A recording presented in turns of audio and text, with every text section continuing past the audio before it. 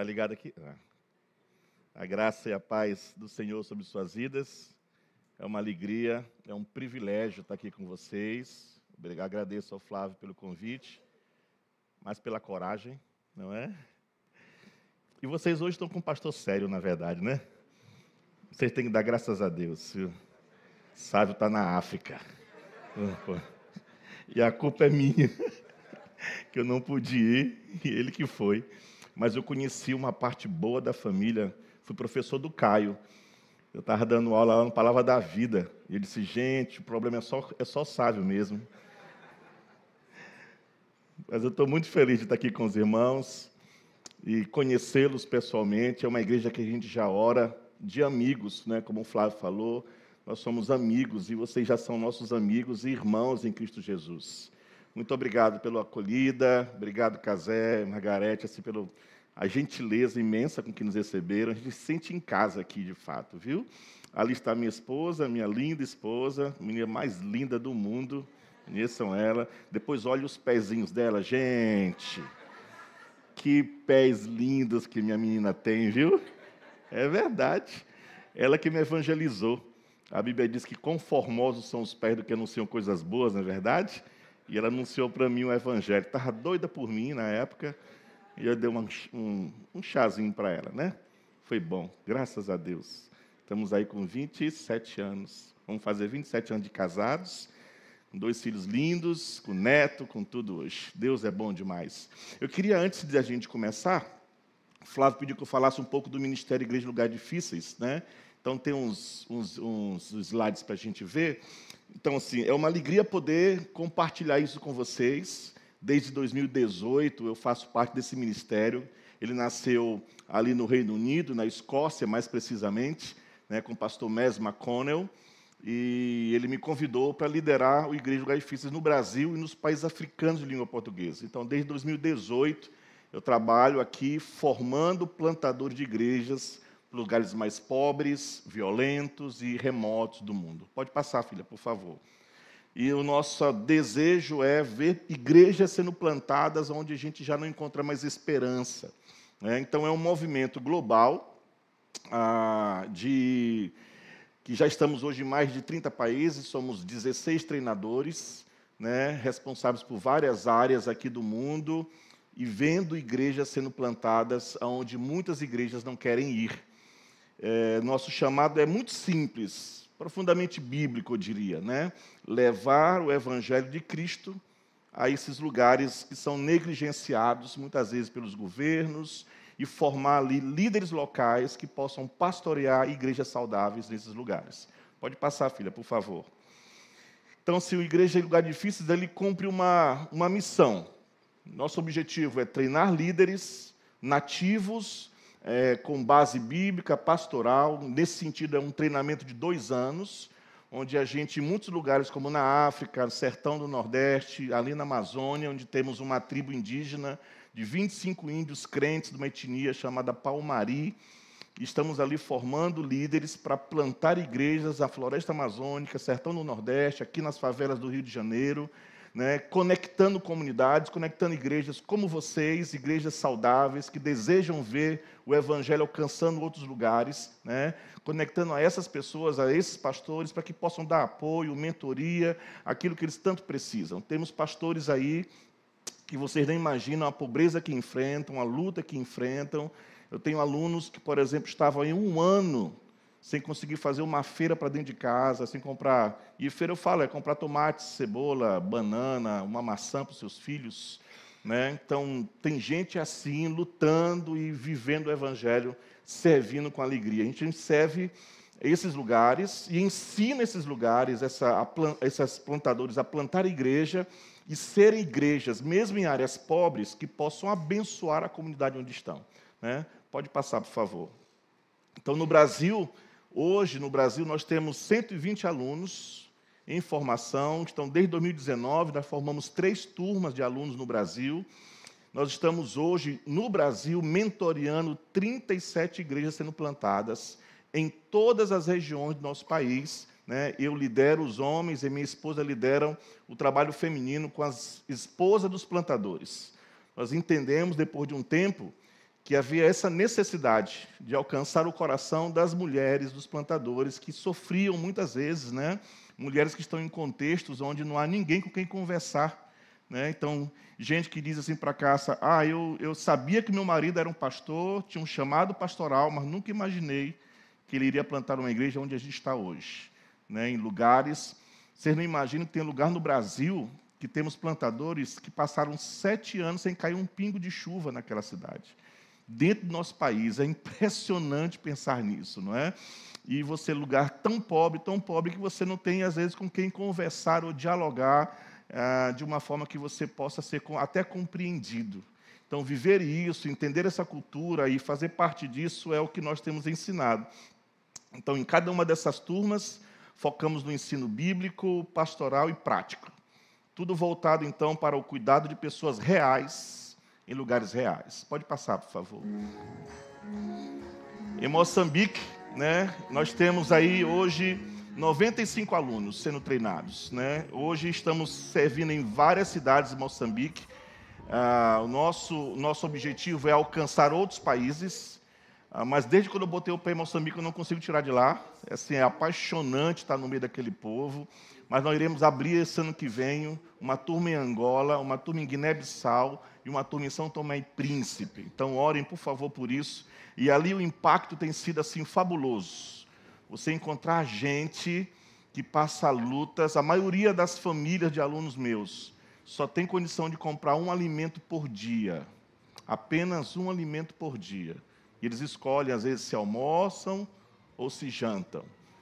E com crianças, muitas vezes, passando muitas dificuldades.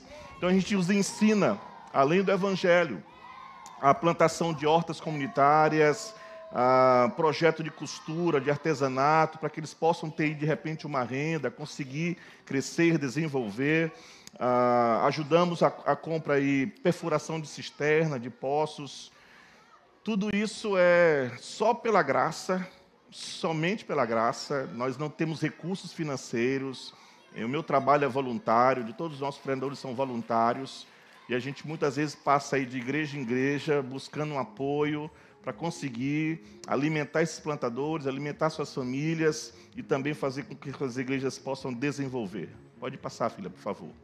Um dos aspectos muito especiais do nosso trabalho tem sido o Igreja em Lugar Difíceis Mulheres, né? Onde Cássia tem trabalhado com essas mulheres, tanto na África quanto no Brasil.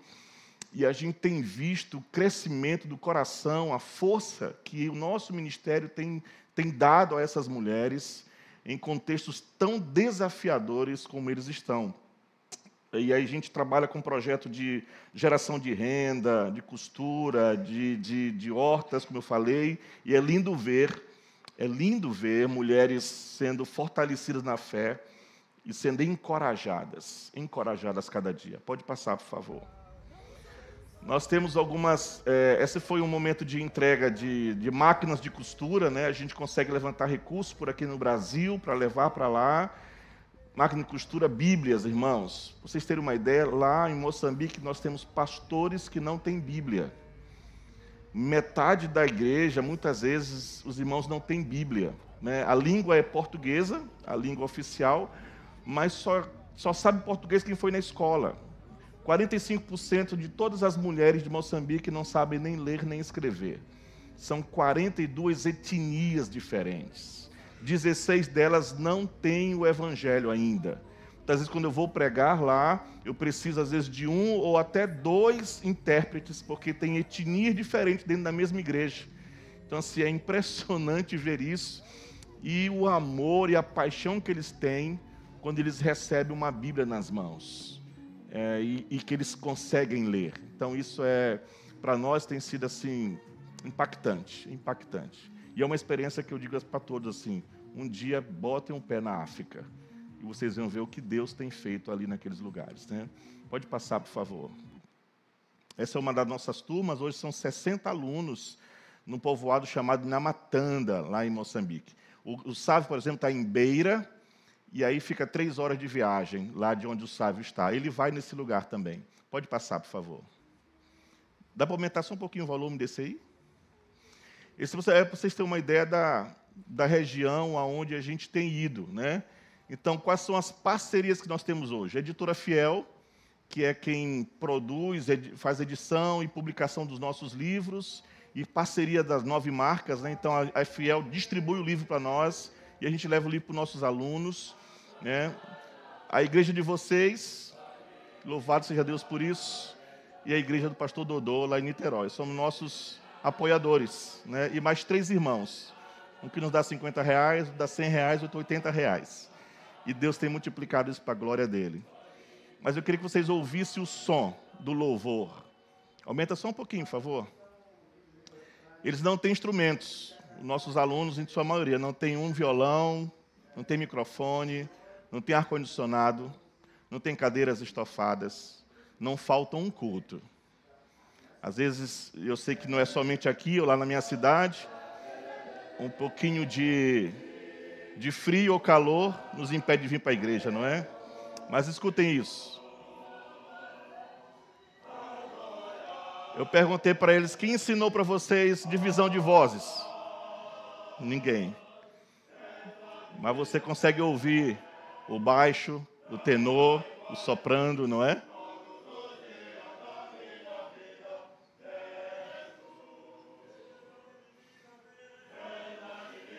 Eles estavam ofertando nessas horas aí.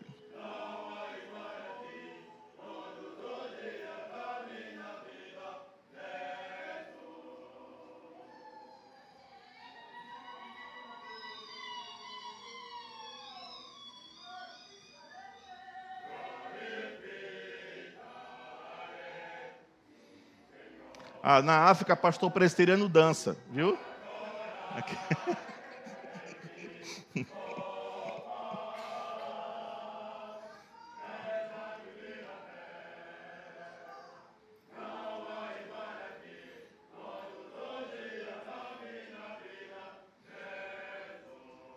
Pode passar, por favor.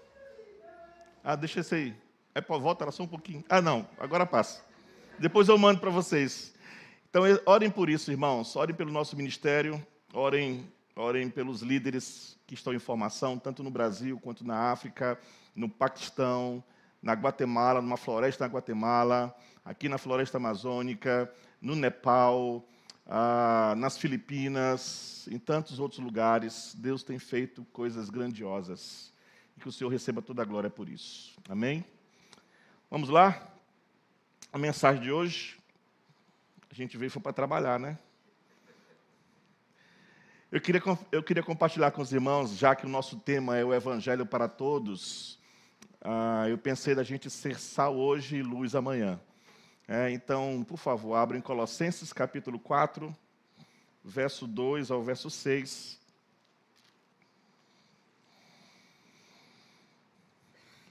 O texto da palavra do Senhor diz assim. Minha tradução é a Revista Atualizada, viu? Gente, não me chama de reverendo, não. Quando alguém me chama de reverendo, parece que está brigando comigo. É tipo mãe quando chama o nome todo da gente, né? Minha mãe, quando disse Gilvan de Jesus, eu já sabia que ia apanhar. Então, parece assim, reverendo, parece que está me xingando, né? Chama de pastor mesmo, fica melhor, viu? Perseverai na oração, vigiando com ações de graças, suplicai ao mesmo tempo também por nós, para que Deus nos abra a porta à palavra, a fim de falarmos do mistério de Cristo, pelo qual também estou algemado, para que eu o manifeste como devo fazer. Portai-vos com sabedoria para com os que são de fora, aproveitai as oportunidades. A vossa palavra seja sempre agradável, temperada com sal, para saberdes como deverá responder a cada um. Amém. Vamos orar? Espírito Santo, nós oramos para que Tu ilumines o nosso entendimento, para que possamos ver, Senhor, a verdade, entender a verdade, para que o Senhor possa descobrir áreas de resistência e desobediência, e Tu nos leve ao arrependimento, para que possamos ver Jesus em Sua suficiência para salvar e confiar nele, correr para Ele e aprender a amá-lo, segui-lo e servi-lo. Para que possamos ser equipados para toda boa obra, pela tua santa e bendita palavra. Pedimos tudo isso em nome de Jesus, nosso Senhor. Amém, amém, amém. Nessa sessão dessa carta, Paulo está muito preocupado com a palavra de Deus. Na verdade, está muito preocupado como que a palavra de Deus iria alcançar o mundo. Então, Paulo deixa muito claro aqui nos versos 2 e aqui no verso 4, por exemplo, que o lugar para começar isso é com a oração. Tudo que fazemos, tudo que pensamos em fazer ou projetamos fazer, precisa ter os nossos joelhos no chão. E Paulo solicita então aqui aos seus irmãos colossenses que eles orassem, tivesse ali um trabalho contínuo de oração. E ele solicita a oração deles para que o trabalho de pregação da palavra, de proclamação do evangelho, pudesse de fato ser feito. E olha o que ele diz nos versos 3 e 4. Suplicai ao mesmo tempo também por nós, para que Deus nos abra a porta à palavra, a fim de falarmos do mistério de Cristo, pelo qual também eu estou algemado, para que eu o manifeste como devo fazer. Então vejam, Paulo ele quer que eles orem pelo progresso da pregação do evangelho no mundo, para que o evangelho se espalhe no mundo através dos seus esforços missionários. Então essa é uma oração missionária, ok? Essa é uma oração evangelística. Mas, quando ele chega nos versos 5 e verso 6, que será o nosso tema dessa noite, a preocupação ainda é com a proclamação do Evangelho, com o avanço do Evangelho, com o avanço do Evangelho no mundo. Só que agora, ele vai alistar também os próprios colossenses como evangelistas. Pode passar o slide, por favor. E Paulo está nos ensinando aqui sobre o caminho e as palavras do testemunho eficaz. Vejam no verso 5, ele fala sobre o caminho, ele diz, portai-vos, que vocês tenham um testemunho efetivo. Portai-vos, e veja o verso 5, portai-vos com sabedoria para os que são de fora. Então, como que nós devemos nos relacionar com as pessoas de fora da igreja? Como a gente deve se relacionar com aqueles que ainda não são do Senhor? Essa é a preocupação do apóstolo Paulo aqui, ok? Portai-vos com sabedoria para os que são de fora. Ele diz o que mais? Aproveitai as oportunidades. Então, quando se trata, vejam, de evangelismo, Paulo está dizendo que realmente a gente precisa ter inteligência espiritual. Inteligência espiritual nas ruas, onde nós estivermos. A pergunta é, como que os cristãos devem se relacionar com os não cristãos? Como nós devemos nos relacionar com aqueles que ainda não entregaram a vida ao Senhor Jesus? E a resposta de Paulo é, andem com sabedoria. Pode passar. Então, de acordo com o apóstolo Paulo, a sabedoria é algo que é originada em Cristo. Ele fala isso no capítulo 2, verso 3. Sabedoria é dada pelo Espírito Santo. Ele fala isso no capítulo 1, verso 9. Sabedoria é espiritual, ok? Então, a sabedoria é encontrada, ele diz, no ensino apostólico. Ele fala isso no capítulo 1, verso 28. E a sabedoria, ela caracteriza, o ministério mútuo da palavra, em que toda a igreja tem que se engajar. Enquanto nós estamos ensinando, admoestando os outros com toda a sabedoria, como ele fala no capítulo 3, verso 16. Então vejam, o que significa sabedoria? Sabedoria significa mais do que simplesmente a gente conhecer algo, ou conhecer o conteúdo da palavra do Senhor. Conhecer a Bíblia é muito mais do que isso. O que é sabedoria? Então deixa eu oferecer uma tentativa de definição. Pode passar. Sabedoria é o Espírito Santo que nos capacita a viver fielmente e habilmente para a glória de Deus, para o bem dos outros, em qualquer situação. Isso para mim é sabedoria, ok? É o Espírito Santo que nos capacita a viver fielmente e habilmente para a glória de Deus, para o bem dos outros. E Paulo diz que quando se trata, então, da gente interagir com o mundo, viver nesse mundo como crentes, nós realmente precisamos disso. Irmãos, é vital termos sabedoria. E ele tem, então, uma aplicação muito particular aqui para nós de sabedoria em mente. Veja o verso 5 novamente. Ele diz, portai-vos, está aqui na tela, vamos dizer juntos, todos juntos. Portai-vos,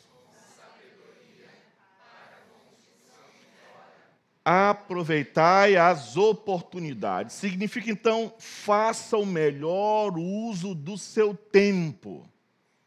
Faça o melhor uso do seu tempo.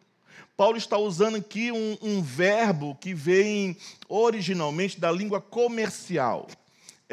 Aproveitar significa comprar. Compre. Compre. Isso denota uma atividade intensiva, uma compra que vai esgotar todas as possibilidades disponíveis. Então você compraria tudo que um vendedor tem para vender. Comprar tudo, esgotar possibilidades. Então veja, o que é que a gente tem que comprar? Ele diz, oportunidades. Então você pode traduzir o verso 5 assim. Portai-vos ou andai com sabedoria, comprando ansiosamente todas as oportunidades disponíveis. Todas. Sabedoria, para os que são de fora, significa você viver um tipo de oportunismo evangélico que está sempre à procura de maneiras possíveis, prováveis, de você apresentar Jesus para alguém. Sempre. Então, isso é o que Paulo está dizendo aqui. Então, a sabedoria para aqueles que são de fora, os não cristãos, significa ganhar tempo, aproveitar todas as oportunidades para promover o evangelho do Senhor Jesus. Todo o tempo, toda oportunidade. E por que esse tipo de aproveitar a oportunidade para a expansão do evangelho é sabedoria? É sabedoria porque a mercadoria, vejam, a mercadoria que o apóstolo Paulo diz que a gente precisa comprar por causa do evangelho, é a única mercadoria que os não cristãos não têm muito. O que o não cristão não tem muito? Vamos lá, valendo um copo com água no final do culto aqui. O que vocês acham que o não cristão não tem muito? Hã? O que eles não têm muito? Que está acabando? O tempo. O não cristão não tem muito tempo. Não tem. O tempo é curto, irmãos. O tempo é curto, ele está acabando. O dia está mais próximo agora do que quando nós acreditamos. Mais próximo. Logo, logo, o Senhor Jesus chega. Amém? E a razão pela qual a gente tem que fazer o melhor uso do tempo. Aproveitar todas as oportunidades. Paulo diz lá em Efésios capítulo 5, verso 16. Remina o tempo, porque os dias são maus. O tempo é curto e os dias são maus. Vocês percebem? A iniquidade só cresce, não é verdade? A maldade só cresce, a violência só cresce, o pecado se tornou normalizado e aplaudido pela mídia. Normal, a escuridão espiritual prevalece. Então vejam, quando você tiver uma oportunidade que seja, de você poder brilhar à luz do evangelho, aproveite ela. Isso é o que ele está dizendo aqui, pregue. Pregue a tempo e fora de tempo. Aproveite a oportunidade. Ouça, se você tem amigos, se você tem entes queridos seus que não conhecem Jesus, não diga para você mesmo que você vai falar de Cristo em outro momento, que você vai falar de Jesus para eles em algum outro dia. Não diga isso para você mesmo. Por favor. Tenho muito tempo. Eu estou trabalhando para isso e eu vou encontrar o melhor momento. Não. O tempo é curto. Ninguém sabe por quanto tempo que a providência de Deus vai permitir que essa pessoa viva. Sabe, irmãos, quem trabalha como plantador de igrejas, nos lugares com os quais a gente tem plantado, trabalhado e ensinado, especialmente áreas de grande pobreza, de violência, não preciso ensinar isso para vocês aqui no Rio, vocês sabem.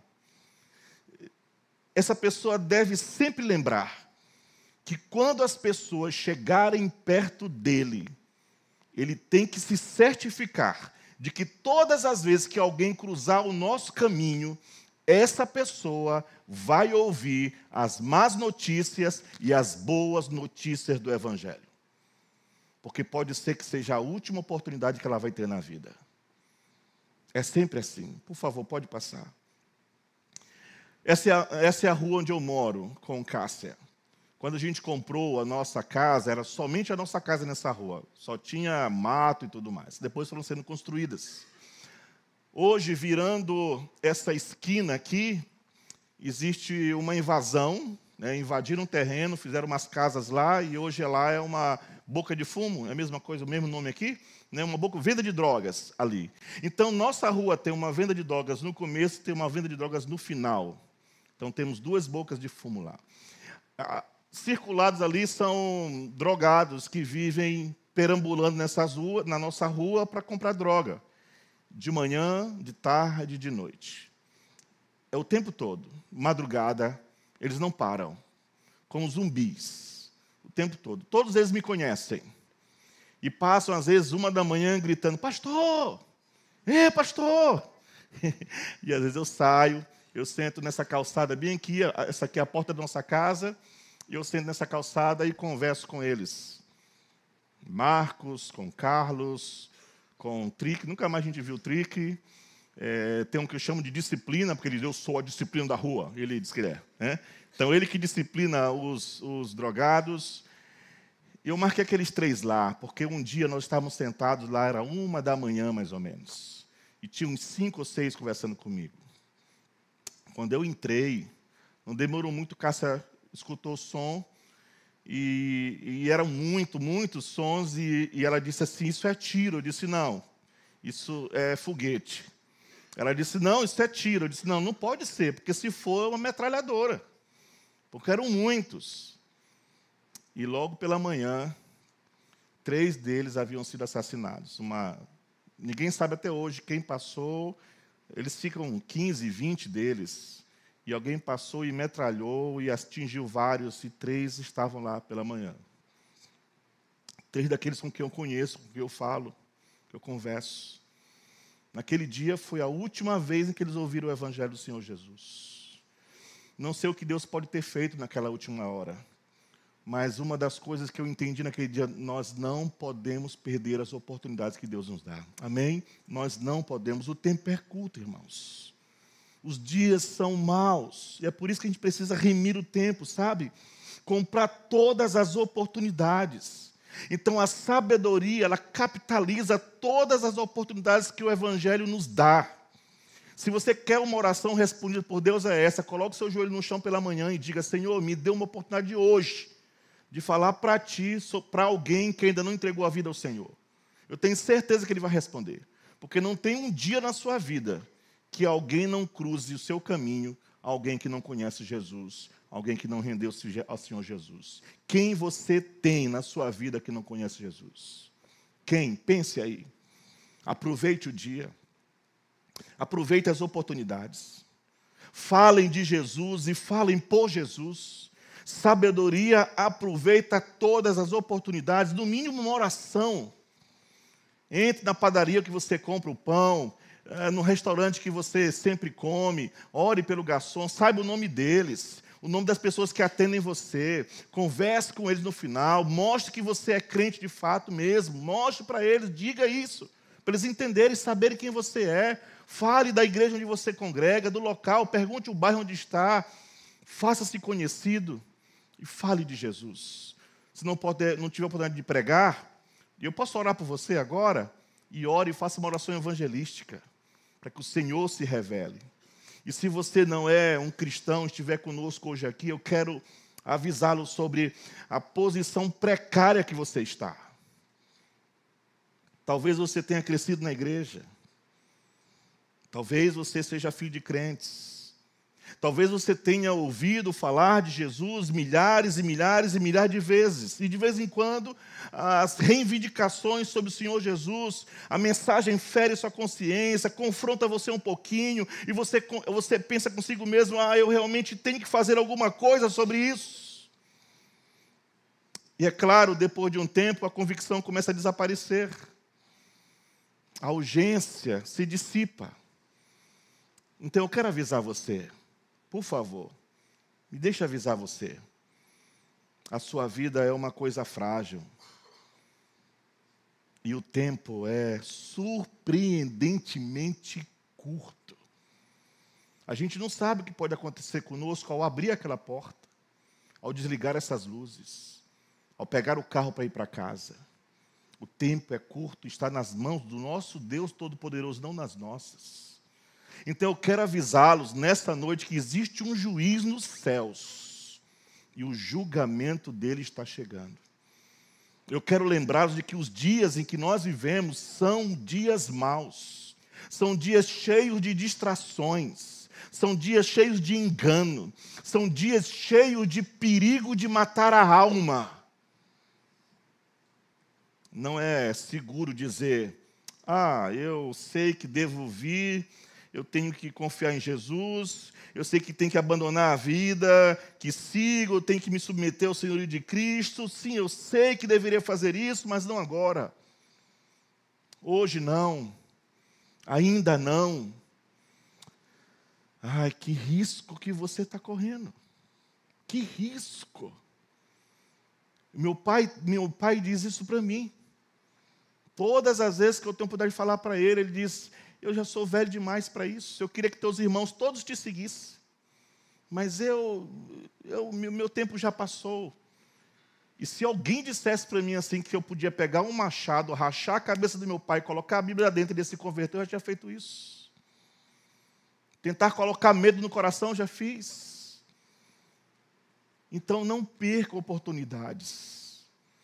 Pode ser dentro da sua casa, no seu trabalho, na sua escola. Esta cidade está cheia de pessoas que não conhecem Jesus de fato.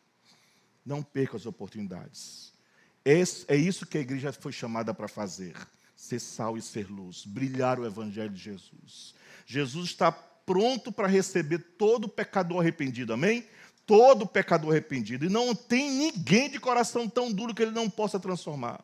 Ele está pronto para perdoar hoje, para salvar você hoje. E Ele convida você para vir e convida você para confiar somente nele. Então confie nele. Porque como diz o autor das Escrituras, hoje é o dia da salvação. Amém? Hoje é o dia da salvação. Agora é a hora marcada. Então não demore. Não demore. E não engane seu próprio coração achando que só vindo na igreja eu já sou salvo. Cuidado, confie em Jesus. Então, sabedoria para a igreja é aproveitar todas as oportunidades que o Evangelho nos dá, todas elas. É loucura não vir para Jesus. É loucura não confiar em Jesus. Assim também como é loucura não pregarmos o Evangelho para as pessoas, não vivermos o Evangelho. Então, essa é a primeira coisa a ver. Ande com sabedoria, igreja. Amém? Por favor, passe aí. Então, olhe para o verso 6 e observe, em segundo lugar, as palavras do testemunho eficaz. Pode passar, por favor. Verso 6. Todos juntos. O que diz o verso 6? A vossa palavra... Ponto. Esse é um ponto importante. Como que eu posso aproveitar as oportunidades que o Evangelho me dá quando elas surgem? Você fala, Paulo diz, parece óbvio aqui, mas você fala. Esse é o ponto. Você fala. Nós temos que abrir a boca e falar. Falar. A gente precisa contar para as pessoas as boas novas. Dizer para elas, você é um pecador terrível, mas eu também sou. Nós dois, Deus é santo, Deus é justo juiz. E essa é a má notícia. Mas eu tenho uma boa notícia para você, porque em Jesus, Deus abriu o caminho. Ele carregou o nosso pecado, Ele carregou o seu pecado e o meu pecado na cruz. E todos, e qualquer um que confiar nele, que entregar a vida completamente a Ele, receberá misericórdia e perdão, amém? Misericórdia, perdão, purificação, será reconciliado com Deus. Esta é a boa notícia, irmãos. Nós temos uma mensagem para dar. Nós temos uma mensagem para proclamar. Ninguém jamais acreditou no evangelho que não tivesse sido pregado. Ninguém jamais acreditou no evangelho que não tenha sido transmitido em palavras. Não há ninguém no céu que não tenha chegado lá crendo no evangelho que não ouviu ser pregado. Então temos que pregar. Temos que anunciar. Então, igreja, abre a boca e fale por amor a Jesus. Mas como a gente tem que falar? Olha o que ele diz. A vossa palavra seja sempre agradável. E, no mínimo, isso significa que nosso discurso deve ser gentil, não duro ou insensível. Tem que ser gracioso, sabe? Eu acredito que Paulo tem um pouco mais em mente do que tom de voz. A palavra em grego vem da palavra graça. Então, vejam, ele está dizendo que a sua fala, o conteúdo das palavras, a maneira de falar tem que comunicar e tem que ser consistente com a graça de Deus no Evangelho. Tanto operante em sua vida, quanto que você deseja ver operando na vida dos outros. Graça. Então, como é que você fala? Como que você fala e o que você diz? O que você fala e o que você diz deve... O que você fala e o que você diz e o que você vive deve combinar. Devem combinar. Você não pode pregar boas novas com o coração cheio de raiva, de hostilidade, de ressentimento, de preconceito, de orgulho, de ignorância, de falta de amor. Deve haver uma disposição graciosa para nós combinarmos as palavras cheias de graça. E o apóstolo Paulo, então, diz que as suas palavras e o seu coração sejam combinados. Que o nosso discurso deve ser gracioso. Irmãos e irmãs, eu temo que muitos de nós que professam ser troféus da graça redentora, se o mundo de repente começasse a formar a opinião sobre nós com base apenas nas coisas que dizemos, ou na maneira como dizemos as coisas, o mundo ficaria bastante surpreso em saber que a gente é crente. Jesus disse: o homem bom, do bom tesouro do coração, tira o bem. O homem mau, do mal, e o homem mau, do mau tesouro, tira o mal. Porque a boca fala do que está cheio o coração. Essa é uma declaração assustadora, não é? Mateus 12, 36, 37 diz: digo-vos que de toda palavra frívola que profere os homens, dela darão conta no dia do juízo. Porque pelas tuas palavras serás justificado e pelas tuas palavras serás condenado. Então vejam, tanto as coisas que dizemos, como também a maneira como as dizemos, traem nossos corações. O coração humano não regenerado, ele é como uma fonte envenenada, não é? Cada palavra que flui desse coração é tóxica.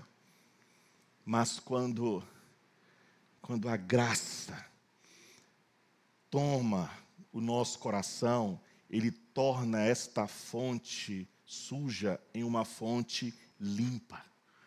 As nossas palavras agora vão se tornar graciosas. As nossas palavras agora vão apontar de volta para Jesus, que é a fonte da água viva. Louvado seja o seu nome. Eu me pergunto, as suas palavras, meus irmãos, ou as nossas palavras, fluem de um coração purificado pela graça? Apontam para a fonte da graça, que é Jesus? Como nós nos comportamos e como nós temos falado? O verso 6 diz: a vossa palavra seja agradável. Então, que o seu discurso seja sempre gracioso. Gracioso. Eu preferia que Paulo tivesse dito assim, que o seu discurso ocasionalmente seja gracioso, de vez em quando seja gracioso. Eu preferia que fosse assim. Isso seria muito mais conveniente para mim. Porque não apenas quando você está tentando persuadir alguém a crer em Jesus, não apenas quando você pensa que deve ser ouvido, não apenas quando a gente precisa se comportar da melhor maneira possível, dizer: Deus abençoe o seu coração, ou Deus abençoe o coração dela, mas você está enfiando uma faca na costa dela. Isso não é agradável ao Senhor. Sempre gentil. Isso é transformador, não é? Sempre gentil. Sempre um instrumento de graça, sempre. Sempre alguém cheio de graça. Quem você é quando pensa que ninguém pode ouvir você? Quem você é quando você sabe que as pessoas que conhecem você não estão vendo você? Quem você é ali que você realmente é. É nessas horas que você realmente é quem você é. E se você acha que quem você é no privado não se reflete na sua imagem pública, apesar dos seus melhores esforços, você está se enganando. Agora, não me entendam mal, por favor. Paulo não está aconselhando aqui que a gente tem que fingir o tempo todo, ok? Que devemos colocar uma fachada que seja agradável, sorridente, quando não reflete a realidade dos nossos corações. Não é isso que Paulo está dizendo aqui, ok? Na verdade, o oposto é verdadeiro. O que ele está dizendo é que eu quero que a graça penetre, eu quero que a graça sature sua vida, que você naturalmente haja com graça em todas as ações da sua vida. Esta é a vida do crente. Essa é a nossa vida. Como conseguimos isso? Só pela graça. Não é por nós. É pela graça. Então, Paulo está falando sobre santificação. A vossa palavra seja sempre agradável, temperada com sal. Então, que a sua fala seja sempre graciosa, temperada com sal. Quando a gente fala de alguém que tem um discurso salgado, geralmente temos em mente alguém que xingue, não é? Que fale palavrões. Mas não é isso que Paulo está falando, ok? Na verdade, Paulo está construindo uma ideia que é muito comum, de um bom cozinheiro, né? Alguém que é um bom cozinheiro entende perfeitamente a metáfora que Paulo usa aqui, né? Quem tem, por exemplo, diabetes, coitado, né? Sabe que não pode comer, diabetes não, pressão alta, perdão, eu sou todo doido, né? Pressão alta, né? Quem tem pressão alta sabe que não pode comer um arrozinho mais não pode pesar no sal na comida, não é verdade? Aliás, às vezes tem até que tirar o sal. Como é ruim arroz sem sal, não é verdade? Mas é ruim. A comidinha com sal tem um sabor, não é? Um sabor. É isso, igual a moqueca que pagaram para mim hoje. Essa é a metáfora. O discurso gracioso é um discurso sábio, que tem sabor de graça, discurso cuidadoso. Ele sabe quais palavras vai dizer e na hora que vai dizer, que vai fazer toda a diferença. Deixe-me confessar para vocês que uma das minhas maiores batalhas, talvez um dos meus pecados recorrentes, é falar antes de pensar. Não é, Cássia? Pode perguntar para ela. Não é? As palavras, às vezes, saem da minha boca antes que as engrenagens do cérebro funcionem. Né? E eu já me dei muito mal por isso. Ela me diz muito isso. Tu é muito ingênuo. E eu sou de fato. Né? Por isso que eu não comecei do jeito que eu sempre começo aqui. Que eu sempre começo, quando eu vou falar pela primeira vez numa igreja, gente, vamos lá em São Luís. Vão conhecer os lençóis maranhenses, que é a coisa mais linda do mundo, uma das 7 maravilhas do mundo moderno, não é verdade? Os lençóis maranhenses. E quando for, procura a gente. Nossa casa é pequena, tem só 3 quartos. Os meninos vão dormir no nosso quarto e você dorme no quarto sem pagar aluguel. Tá bom? E ainda consegue para você a viagem para os lençóis. Que coisa maravilhosa. Eu sempre digo isso. Me arrependi em Goiânia. Preguei, falei isso lá em Goiânia. Vocês não são goianos. Falei em Goiânia. E aí eu conheci um rapaz lá, um senhor, o seu Carlos. Era um diácono da igreja. Um dia eu estou em casa, à noite. O telefone toca. Pastor Dilvan. Eu digo, oi? Pastor Dilvan é o Carlos. Eu digo, que Carlos? Carlos de Goiânia. O senhor não lembra? O senhor conheceu, o senhor conversou comigo na porta da igreja. Aí eu digo, tudo bom. Eu não lembrava. Tudo bom, irmão Carlos? Tudo bem com o senhor? Pastor, estou atravessando uma ponte aqui. Eu digo, ponte? Chegando em São Luís. Eu digo, oi? Aí o senhor lembra que o senhor disse que podia ficar na sua casa? Eu digo, meu Deus. Aí eu pensei, nossa casa estava em reforma. Aí eu disse, vou dizer que está em reforma. Antes que eu dissesse, ele, não se preocupe com o quarto, estou levando uma barraca, eu e minha mulher, ficamos no jardim, ficamos no quintal, não se preocupe. Mas vocês não são goianos. Então, às vezes, não é? Às vezes eu falo e as engrenagens vão funcionar depois. Paulo está dizendo que uma das marcas da graça em ação, em todo esse reino da fala, é uma crescente consideração e cuidado com a forma como a gente usa as nossas palavras. Irmãos, isso é muito sério. Pela graça de Deus, a gente precisa aprender isso. Nós precisamos aprender a temperar nosso discurso com sal. Ainda que mais lentamente do que a gente gostaria. Mas precisamos. Precisamos aprender quais temperos colocar na fala, não é? Quais condimentos verbais são necessários quando a gente fala, para que sejam quais forem as circunstâncias que estivermos enfrentando, em vez de nossas palavras obscurecerem a graça do Evangelho, elas ajudem a clarear a palavra e a graça do Senhor. Amém? Pode passar. E então observe a razão pela qual tudo isso é tão importante. Bem no final do versículo 6. A vossa palavra seja sempre agradável, temperada com sal, para quê? Para saberdes, todos juntos lá. Corta para mim. Aqui, né? Para saberdes como deveis responder a cada um. É muito interessante, não é? É interessante para mim que Paulo não esteja tão preocupado com o conteúdo do nosso discurso quando ele pensa em responder ao não crente. Ele não está muito preocupado com o conteúdo. Ele já esteve ensinando a igreja. Ele sabe que a igreja já conhece a verdade, não é? Vocês são muito bem ensinados, muito bem doutrinados. Nós já conhecemos o conteúdo da palavra. Então, Paulo não está pensando no conteúdo. Ele está pensando na forma. Como nós falamos. A ênfase recai aqui. Não no que você diz, mas como você diz. Não é só dizer assim, mas eu disse a verdade. É como nós dizemos a verdade. A maneira de poder responder a cada pessoa quando você está interagindo com o incrédulo tem a ver com discernimento. Ele diz, com sabedoria, manejando criteriosamente as palavras. Muitas vezes a gente pensa que o nosso principal problema no evangelismo é a falta de conhecimento. Eu preciso fazer cursos de evangelização. Eu preciso saber mais sobre as Escrituras. É bom saber sobre as Escrituras. Se ao menos eu tivesse revisto a minha apologética. Se eu fosse um teólogo melhor. Então meus amigos não crentes, eles seriam persuadidos pelas minhas palavras. Se eu soubesse mais, se eu conhecesse mais. Não me entenda mal, por favor. Com certeza, conhecimento da Bíblia é importante. Com certeza, argumentos teológicos bem colocados são muito importantes. Com certeza, a doutrina ortodoxa é vital para a igreja. Persiga essas coisas, cultive essas coisas. Aprenda, aprenda. Você não pode fazer nada sem elas.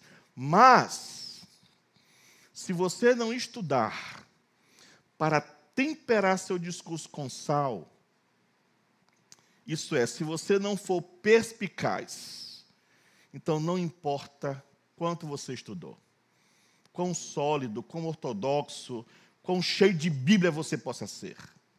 Não importa. Quantos cursos, doutorados você tenha. Você vai repelir as pessoas, em vez de atraí-las para o Senhor Jesus. Então a gente precisa saber mais, claro, não menos, mas mais do que dizer para para responder às pessoas, a gente precisa saber dizer. Então você vê como ele está falando sobre santificação? Realmente, o que ele está falando é a semelhança com Jesus no reino da fala. Ser igual a Jesus no reino da fala. Porque quem são os melhores evangelistas? Os melhores evangelistas, irmãos, nessa minha pouca experiência que eu tenho de vida com o Senhor, os melhores evangelistas não são necessariamente as pessoas com o dom da palavra. Os melhores evangelistas não são necessariamente aqueles tipo de personalidade que consegue aproximar alguém com muita facilidade, entra numa fila, já faz amizade, não é? Tem gente assim, não é? Que consegue se relacionar com muita rapidez. Não. Os melhores evangelistas são as pessoas que mais se parecem com Jesus. Amém? Pode passar, por favor, que mais se parecem com Jesus. Essas são os melhores evangelistas. É gente cheia de desconfiança de si mesmo. É gente cheia de amor por Jesus, gente cheia de amor pelos perdidos, estudando que tudo que dizem, que fazem, tem que apontar para Jesus, promovendo tudo para a glória de Jesus, os propósitos da glória do Senhor Jesus. Tudo que eu faço, tudo que eu penso, tudo que eu vivo, é para Jesus. Então, os melhores evangelistas são as pessoas que estão sendo refeitas à semelhança de Cristo. Quanto mais você parecer com Cristo, melhor evangelista você vai ser. E para mim, é aí que reside o grande incentivo. Quando eu estava estudando esse texto, eu me senti realmente espancado por Paulo aqui. Cada frase era uma outra repreensão para a minha alma. Mas então, quando eu percebi que ele estava falando sobre santificação, eu me lembrei que os mandamentos de Deus também são promessa de Deus para nós. Você sabia disso? Os mandamentos de Deus são também promessas de Deus para nós. O que Deus requer, a graça realiza. Amém? O que Deus requer de nós, a graça nos capacita para servir, para cumprir. O que Paulo está chamando você aqui, nessa noite, tem que nos aguilhoar, deve nos desafiar, deve nos provocar, deve nos levar a alguma reflexão, e até mesmo a algum arrependimento, e até mesmo a algum trabalho duro nosso, para mudar os padrões de ação, para mudar os padrões da minha fala. Mas não deve nos fazer desanimar, porque aquele que começou boa obra em vós, há de completá-la até o dia de Jesus Cristo, nosso Senhor. Amém? Você, crente em Jesus, está sendo transformado de glória em glória à semelhança de Cristo. Louvado seja Deus. Os mandamentos de Deus são promessas invertidas. Eles não são dados para nos condenar, para nos deixar nos sentindo inúteis. Eles não são dados para nos afastar, certamente não. Mas são dados para nos encorajar. Esse é o programa que Deus está trabalhando para realizar isso em nossa vida. Então, por favor, tome o seu coração e jogue ele na briga. Não assine uma trégua com o pecado, mas se ponha na prática, trabalhe no discurso piedoso. Que a sua fala, que o seu modo de vida seja gracioso. Que a sua fala e o seu modo de vida aponte para Jesus. Que as pessoas possam chegar perto de você e sentir-se perto de Jesus. A graça é o que vai animar. A graça é que vai nos capacitar para fazer tudo para a glória dele. É a graça. E quando você olhar para Jesus, a sua graça vai fortalecer você. E ele vai usar você. Às vezes, a razão pela qual não falo é porque eu temo que eu não vou ser de muita ajuda, que eu não vou ser de muita utilidade. Eu não conheço muito, então eu vou ficar na minha, eu vou ficar calado. O Senhor não está chamando você para sofisticação. O Senhor Jesus não está chamando você para inteligência. Ele está simplesmente chamando você para você ser fiel a Ele. Amém? Seja fiel. Ele chama você nessa noite para você aceitar a palavra dEle. Para aceitar que você pode parecer um grande risco Um grande risco se você não abrir a boca para o Senhor Jesus. Um grande risco, mas então abra a boca por Cristo. E Ele vai fazer muito através de você. Ele vai usar você para a glória dEle, na vida de outras pessoas. Que o Senhor nos ajude. Não desencoraje o seu coração, mas que Ele encoraje você e que dê graça para você para abrir a boca e proclamar as insondáveis riquezas de Cristo. Amém? Deixa eu concluir com uma história que eu vivi. Eu fui criado, como a gente chama assim, bicho solto. Sabe como é?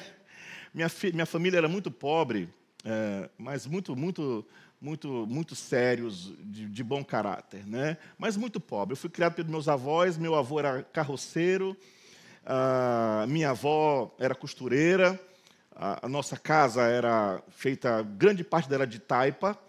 Sabem o que é taipa? Feita de barro, não é? Alguma parte coberta de palha, chão de barro, chão batido, né? Que quando a gente tinha que varrer, eu vinha com a água, eu vinha salpicando água assim, aí minha avó vinha com uma vassourinha feita de talos de babaçu, né? E vinha passando, limpando, era um cheiro tão gostoso aquele negócio, né? Um dia papai ganhou um dinheirinho a mais, mandou acimentar. Cimento vermelho, conhece? Xadrez. Achei lindo. Chamei todos os meus colegas para ver aquele negócio. Minha casa agora tinha um piso de cimento vermelho. Eu nunca percebi que foi a pior desgraça que aconteceu na nossa família. Porque agora eu tinha que encerar o chão. Meu Deus. Era melhor salpicar com água, não é? Mas eu tinha que encerar. E com um braço. E meu pai vinha, e minha avó vinha e olhava para ver se estava se vendo no chão. Então foi horrível, né? Até que papai comprou uma enceradeira. A enceradeira, quem assistiu aí Perdidos no Espaço, né? Eu pensava que aquele robozinho, né? Mas a enceradeira que me mandava, comandava, não era eu que mandava nela. Porque eu queria trazer para cá, mas o negócio me puxava para o outro lado, eu era magrinho, né? Então, sim, era uma loucura aquele negócio. Eu fui criado na rua, assim, brincando na rua até tarde, era um outro tempo, não é? A gente podia ficar na porta de casa, brincando ali. Meus amigos, todos eles, eu conto no dedo os que se salvaram, que já foram mortos pela polícia, por bandidos. Minha adolescência foi talvez uma das coisas mais terríveis da minha vida, adolescência e juventude. Briguei com família, saí de casa para morar sozinho, muito novo. Na época casei com uma namorada que eu tinha, a primeira namorada que eu tinha, engravidou, casei, nos separamos em 2 anos, já com uma filha. Então, assim, não falava com minha família. Passei 10 anos sem falar com minha madrasta, que era quem me criou, né, junto com meus avós. 10 anos. Até que eu passei num concurso para trabalhar no Hospital Sara Kubitschek, lá em São Luís. Lá eu conheci uma professora. Eu era segurança, né? Era vigia do hospital, e ela trabalhava no setor lá como professora das crianças, né? Era uma época de encarar e viver tudo que eu consegui viver nas ruas. Eu bebia todos os dias, eu chegava bêbado todos os dias no serviço, todos os dias eu saía para beber, eu era regueiro, gostava de reggae. Lá no São Luís tem umas competição de radiola de reggae. Então eu seguia uma radiola lá chamada, igual torcer para o futebol, Estrela do Som. Estrela do Som, brilha nos céus, da velocidade da luz, Estrela do Som, a poderosa. Né? Então, quando eu entrava no reggae, na festa de reggae, meu nome era anunciado. Vocês veem como já era conhecido. Eu, 2 primos meus, a galera de Belém, porque a gente pedia sempre o Melô de Belém, né? Tocava o Melô de Belém, então a gente ficou conhecido galera de Belém. Chegava lá, era anunciado, e bebia muito. E eu entendi que beber e ficar bêbado não precisa de dinheiro, basta ter amigos. Você sai sem nada no bolso e volta com dinheiro no bolso e bêbado, não é? É um negócio muito doido. Então, essa moça, todos os dias, quando nós sentávamos no intervalo do almoço, sentávamos à mesa para almoçar, na mesa dos seguranças, vinha a professora Cássia Os seguranças amavam ela. Ela sentava na nossa mesa, abria a Bíblia, lia um texto das Escrituras, fazia uma oração evangelística e fechava e nós comíamos. Todos os dias, gota a gota. Todos os dias. A cada dia eu fui sendo alimentado. Ela nunca cansou de fazer isso, mesmo quando parecia que ninguém estava se importando muito com o que ela estava dizendo.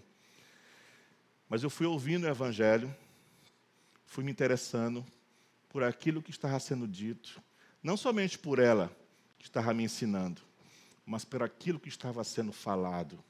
Eu fui percebendo que aquilo fazia sentido. Eu fui então querendo conhecer um pouco mais. E um dia eu disse para ela, eu posso te levar em casa? Pode. E levei ela em casa, de ônibus, porque a gente não tinha dinheiro, né? Pegamos o ônibus, fui para a casa dela. Eu acho que ela tinha armado alguma coisa, porque tinha a tia dela, tinha um monte de gente na casa dela. Eu acho que ela fez uma armadilha. Aí eu sentei, e a mãe, ela me deixou sentado e levantou e disse, vou tomar banho. Eu disse, como assim? Eu não conheço ninguém aqui. Aí ela foi tomar banho, e a mãe dela olha para mim e disse, o que você quer com minha filha? Eu disse, eu amo sua filha. Ela disse, o que é amor? Eu digo, pronto, vou já me embora. Mas eu pedi para ir na igreja, que eu queria saber o que era aquilo. E ela me levou na igreja dela, uma igreja presbiteriana, numa comunidade muito pobre lá de São Luís. E quando eu cheguei lá, eu comecei a gostar do que estava sendo falado lá. E um dia tem uma EBF, Escola Bíblica de Férias. Eu perguntei para o seminarista que dirigia a igreja, como eu faço? Eu posso ajudar, mesmo não sendo crente? Ele disse, pode. Amanhã nós vamos sair pelas ruas para convidar as crianças. Aí eu disse, opa, tá bom. Aí eu apareci vestido de palhaço lá. Já era palhaço mesmo, vestido de palhaço. Palhaço bolão. Botei um balão aqui no bucho aqui e saí pelas ruas convidando crianças. 150 crianças apareceram. Na sexta-feira, no sábado, no domingo de manhã, uma chuva torrencial. Eu disse, não vai dar criança nenhuma. Aí eu fui com ela, quando nós paramos de carro na porta da igreja, as 150 crianças estavam tudo abrigadas assim, embaixo de um telhado, esperando a gente. Abrimos a igreja e entramos. Naquele domingo, o seminarista, pregando para as crianças, perguntou, quem de vocês quer Jesus, pequeninos? E eu levantei a mão vestido de palhaço e disse, eu quero esse Jesus. E eu tirei a máscara de palhaço e entreguei a vida ao Senhor Jesus naquele dia para a honra e glória dele. Mas porque alguém, dia a dia, foi gotejando o Evangelho no meu coração. É isso que essa cidade tanto precisa. Que a gente seja crente, onde estivermos, trabalho, escola, cidade, ruas, amigos, onde você estiver, seja Jesus. Que as pessoas vejam Jesus em você. Pequenos Cristos, proclamando o Evangelho do Rei. E se hoje eu sou pastor, é porque alguém, na cidade onde eu morava, aproveitou as oportunidades para ser sal e luz. Que possamos fazer isso para a glória dele. Vamos orar? Senhor, muitas vezes a gente se sente pequeno, fraco, inútil. Às vezes não sabemos o que dizer. Às vezes pensamos que se vamos contar o Evangelho a alguém, a gente precisa ter todas as respostas prontas. E às vezes dizemos todas essas coisas e as usamos como desculpa. Oh Deus, por favor, nos perdoe por nos deixarmos de fora, quando Tua palavra nos chama para falar por Jesus. Por favor, nos perdoe quando pensamos que ser gracioso é algo que a gente ativa de tempos em tempos. Um humor, uma atitude temporária, e não a disposição dos nossos corações diariamente. Ó Senhor, por favor, implante Tua graça com maior poder e força em nossas vidas. Para que pela operação da Tua graça, Senhor, dentro de nós possamos ser mais graciosos com os outros ao nosso redor. Não porque queremos que as pessoas nos admirem, mas simplesmente porque te amamos e queremos que outros venham a te amar também. Queremos que eles o conheçam como nós o conhecemos. Por favor, faça uso de nós para a tua honra e glória. Obrigado porque há 508 anos atrás, tu levantaste um servo do Senhor corajoso, Martim Lutero, para proclamar as verdades do Senhor, do reino. E se hoje estamos aqui como Igreja de Cristo, foi porque um avivamento aconteceu naquele dia, em 1517. Que hoje também a Igreja de Jesus seja alcançada por esse mesmo avivamento. Reforma o nosso coração e nos faz ser uma igreja vibrante, que te ame, que te sirva e que proclame o Evangelho do Rei. Ó Senhor dos céus e da terra, queremos colocar em tuas mãos os familiares dos teus filhos que aqui estão. Aqueles que ainda não conhecem o Senhor Jesus. Tu sabes que eles já pregaram, já falaram. E agora, muitas vezes, filhos, maridos, esposas, pais, não querem mais ouvir a gente falar. Mas a gente sabe, se eles não nos ouvem mais, nós podemos falar deles para ti, Jesus. Ó Deus dos céus. Neste instante, que o teu Espírito Santo visite cada familiar dos membros dessa igreja, que eles sintam a tua presença, que eles compreendam, Senhor, que precisam se voltar para ti, que mesmo temerosos, mesmo agora com o coração fechado, tu és o único que pode quebrar esses corações. Ezequiel disse, Senhor, que tu és aquele que pode trocar o coração, tirar um coração de pedra e colocar um coração de carne. Opera essa graça em nome de Jesus, para que os membros dessa igreja, diante do teu trono um dia, possam dizer, eu e minha casa servimos ao Senhor. Queremos todos diante da tua glória, da tua graça, Senhor, para vivermos eternamente ao teu lado. Opera esse milagre em nome de Jesus. Amém. Amém. Deus abençoe, irmãos. Muito obrigado. Muito obrigado, viu?